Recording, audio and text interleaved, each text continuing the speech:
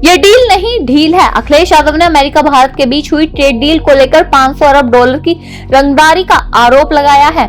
Bharat America trade deal को लेकर सियासी घमासान तेज हो गया है। समाजवादी पार्टी के मुखिया अखिलेश यादव ने इस समझौते की शब्दावली और शर्तों पर सवाल उठाए हैं। उन्होंने केंद्र सरकार को आड़े हाथों लिया है। उन्होंने तंज कसते हुए कहा है कि भाजपा जिसे ऐतिहासिक डील बता रही है वह असल में देश के हितों के साथ दी गई ढील है। अखिलेश यादव ने कहा है कि भारत की 70% जनता कृषि पर आधारित है। जो डील किसानों और डेयरी क्षेत्र के लिए हानिकारक हो वह देश के लिए कभी लाभकारी नहीं हो सकती। उन्होंने सरकार पर सदन में झूठ बोलने का आरोप लगाते हुए कहा है, कृषि और डेयरी को बचाने का जो झूठ सदन के पटल पर बोला जा रहा है उसका संज्ञान भविष्य में लिया जाएगा। जब ये दावे झूठे साबित होंगे तो हम कड़ी कार्रवाई की मांग करेंगे।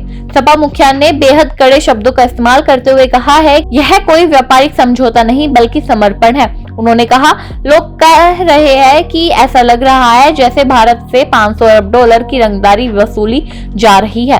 अखिलेश ने सवाल उठाया कि जब डील की शर्तें अभी तक पूरी तरह निर्धारित और हस्ताक्षरित ही नहीं हुई है तो भाजपा पहले से ही जीत के दावे कैसे कर सकते हैं। अखिलेश यादव ने भाजपा सरकार की कूटनीति पर निशाना साधते हुए कहा है कि जो लोग इस ट्रेड डील को मील का पत्थर बता रहे हैं असल में उनकी अकल पर पत्थर पड़ गए हैं।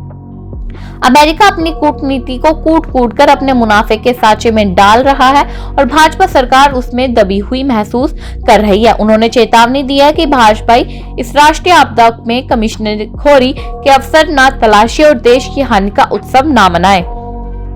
अखिलेश यादव ने तंज भी किया है कि जो इसे सरकार के दबदबे की जीत बता रहा है उनकी खुद की गर्दन और जीभ दबी हुई है। उन्होंने कहा है कि कोई भी व्यापार लाभ हानि की तराजू पर तोला जाता है, लेकिन इस सौदे में फायदा अमेरिका का है और सीधा नुकसान भारत के ग्रामीण अर्थव्यवस्था का दिख रहा है। सपा प्रमुख के इस बयान ने अब संसद से लेकर सड़क तक इस डील पर नई बहस छेड़ दी है। विपक्ष का आरोप है कि सरकार ने अमेरिकी बाजार को भारत में रास्ता देने के लिए अपने घरेलू उत्पादकों के हित को ताक पर रख दिया है।